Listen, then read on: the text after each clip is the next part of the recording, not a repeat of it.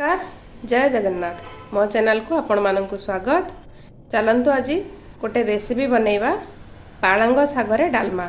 से लगी मु 3 बिड़ा पालंग साग नहीं जाइछि, गोटे आलू नहीं, गोटे गाजर नहीं, गोटे बैगन नहीं, आ 4-5टा बीन्स नहीं, गोटे टमाटो नहीं, आ 2 मुठा मुग डाली नहीं। चलतु प्रोसेस स्टार्ट करिबा। कड़ाई एवं मु बसई नहीं गैस रे। एबे मुग डाली को धोईकी रखिथिले ताकू टिके हल्का भाजी दबा।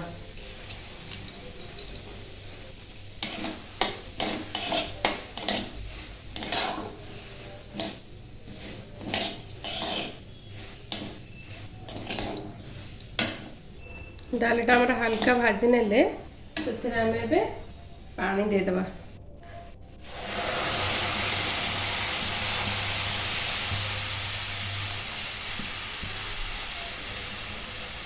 पानी दे देले ताको 5 मिनिट फुटिबा पई छाड़ी दबा। डाली हमर फुटी गलानी। एमे एबे फेण सब एमती बाहरिबो ताको बाहर कर नबा। नले तरकारीटा भलो टेस्ट लागिबोनी, भी भलो देखा जीवोनी। एमती बाहर कर नबा। एबे काटी रखिबा बैगण आलू बीन्स गाजर एबे ता भितरे दे दबा। स्वाद अनुसार लुण दे दबा।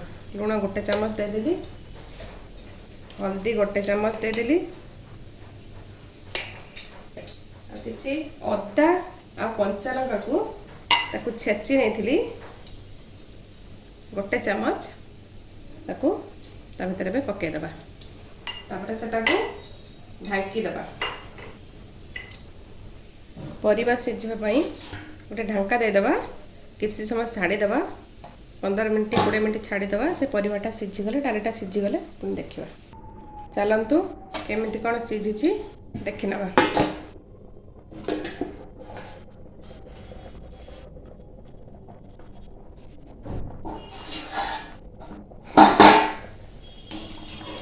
डाली हमर सिझी गलानी, साग सब परिवा भी हमर सिझी गलानी।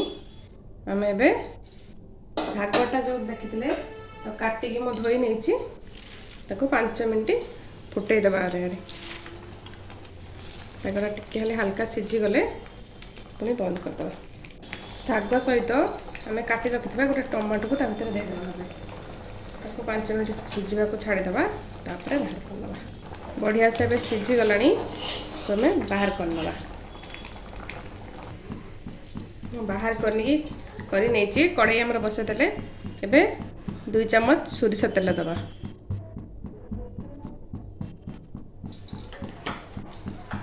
तेल दे देले तेल हमर गरम हो गलानी। आम एबे आधा चम्मच जीरा दे दबा।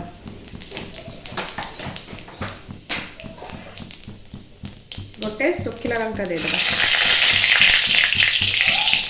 10-12 रसुण को छेची नहीं दे दबा। गोटे छोट पियाज नहीं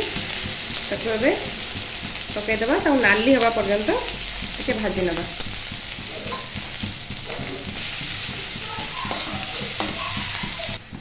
पियाज आमर ए नाली हो गलानी। हम से साग को ता भीतर दे दबा।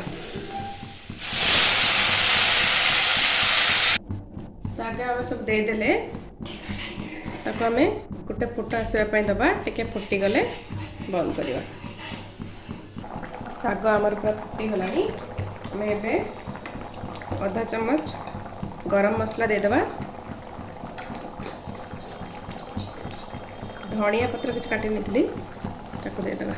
एबे हमर साग देखंतु रेडी हो गला।